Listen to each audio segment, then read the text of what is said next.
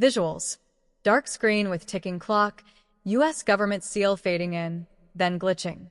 In the shadowy corridors of Cold War paranoia, a plan emerged from the highest levels of the U.S. military. A plan so shocking, so deceptive, it sounds like a plot ripped from a Hollywood thriller. But this wasn't fiction. It was real. This is the story of Operation Northwoods, a false flag proposal to stage terrorist attacks on American soil and blame them on Cuba.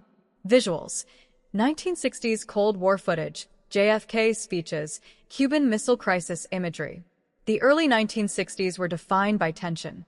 The Soviet Union and the United States stood toe-to-toe in a global standoff, and in the Western Hemisphere, one figure ignited particular fear in Washington, Fidel Castro. After overthrowing Batista, Castro's Cuba grew closer to the Soviet bloc.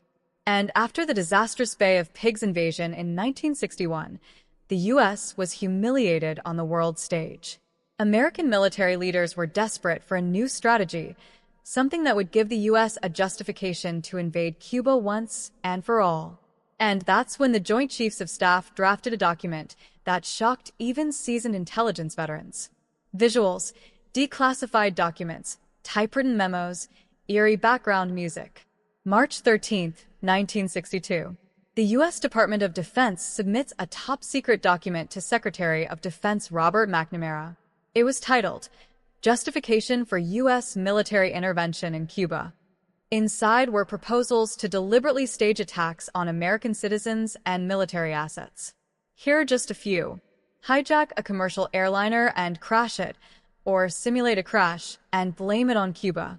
Orchestrate terrorist bombings in U.S. cities, including Miami and Washington, D.C. Sink boats of Cuban refugees en route to Florida. Blow up a U.S. Navy ship in Guantanamo Bay. The document even suggested faking the deaths of civilians and using fabricated evidence to provoke public outrage. Visuals, Kennedy and McNamara footage, whistleblower imagery, CIA headquarters. The mastermind behind this disturbing proposal? General Lyman Lemnitzer, chairman of the Joint Chiefs. Lemnitzer believed that only a staged crisis could rally the American public and justify full-scale military action. But when President John F. Kennedy saw the plan, he rejected it outright. Furious and deeply disturbed, JFK removed Lemnitzer from his position shortly afterward.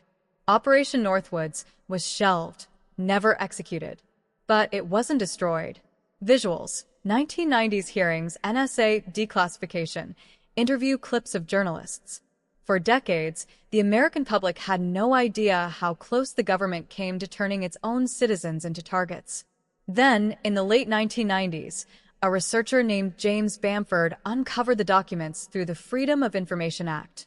When revealed, the contents were jaw-dropping, sparking outrage and renewed debates over government secrecy, the ethics of war, and the potential for manipulation at the highest levels.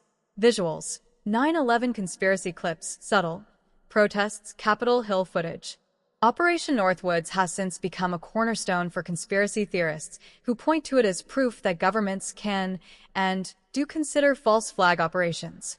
While Northwoods was never executed, it exposed a chilling truth that democratic governments, under pressure, can contemplate undemocratic means.